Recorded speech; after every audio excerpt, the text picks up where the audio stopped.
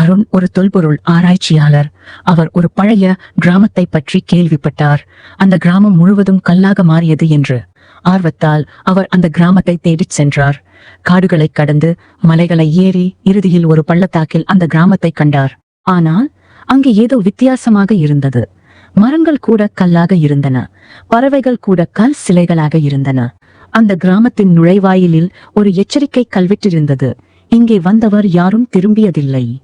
அருண் எச்சரிக்கையை புறக்கணித்து கிராமத்திற்குள் நுழைந்தார். தெருக்கள் அமைதியாக இருந்தன, மிகவும் அமைதியாக. வீடுகளின் வாசல்களில் மக்கள் கல் சிலைகளாக நின்று கொண்டிருந்தனர்.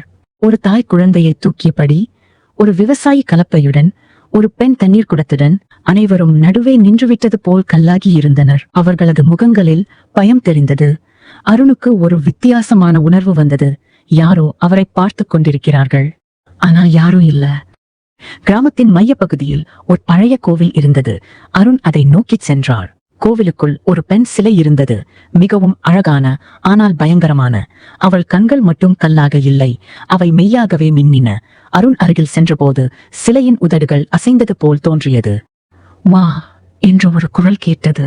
அருண் திடுக்கிட்டார். அது கற்பனையா? திடீரென்று அவர் கால்கள் கனமாக இருப்பதை உணர்ந்தார். அவர் கீழே பார்த்தார். அவர் கால்கள் கல்லாக மாறத் தொடங்கியிருந்தன. அருண் பதற்றத்துடன் கோவிலை விட்டு வெளியேற முயன்றார். ஆனால் அவர் கால்கள் முழுவதுமாக கல்லாகிவிட்டன. அவர் தரையில் விழுந்தார். ஊர்ந்து செல்ல முயன்றார். ஆனால் அவர் கைகளும் கல்லாக மாறத் தொடங்கின. இல்லை, இது நடக்கக்கூடாது என்று கத்தினார். அவர் சுற்றிலும் பார்த்தார். அந்த பெண் சிலை இப்போது கோவில் வாசலில் நின்று கொண்டிருந்தது.